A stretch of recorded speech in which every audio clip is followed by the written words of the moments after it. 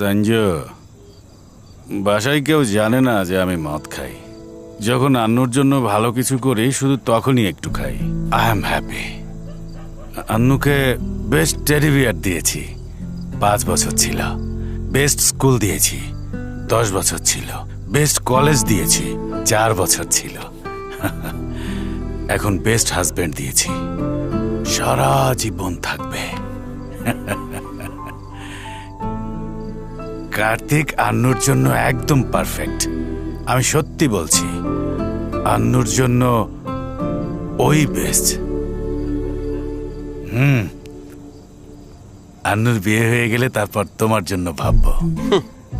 এই, তুমি শুধু একবার বলো তোমার জন্য বেস্ট খোঁজে। আমি কিভাবে বেস্ট পাবো? তার তো এনগেজমেন্ট হচ্ছে। প্রেমে পড়েছো? গ্রামে থাকে কে সেই মেয়ে? হ্যাঁ, তোমাকে কে মানা করতে পারে? সঞ্জু বিয়ে ঠিক হয়েছে, কিন্তু হয়ে তো যায়নি না। বলো কে মেয়েটা, আমি কথা বলবো। হ্যাঁ, আপনি বলবেন আর বিয়ে ভেঙে দেবে। তুমি খারাপ কোন দিক দিয়ে? দেখতে ভালো, ভালো চাকরি করছো, পরিবার ভালো। তোমার ঘরে যে আসবে সে ভাগ্যবতী হবে। কাটা খায় নুনের ছিটা দেবেন না, অলরেডি ভেঙে পড়েছি। কি সমস্যা তোমার বলো? আপনিও তো একটা মেয়ের বাবা, তাই না? এভাবে কেন বলছো? তোমাকে বিশ্বাস না করলে তোমার সাথে বাইকে আমার মেয়েকে কলেজে পাঠাতাম? এসব কি কথা? শোনো, কার্তিকের বাড়িতে ওরা যখন জানতে চেয়েছে তুমি কি হও, আমি কি বলেছি? আমার বন্ধুর ছেলে আমারও বন্ধু। এটাই বলেছি না? বলেছি না? হুম।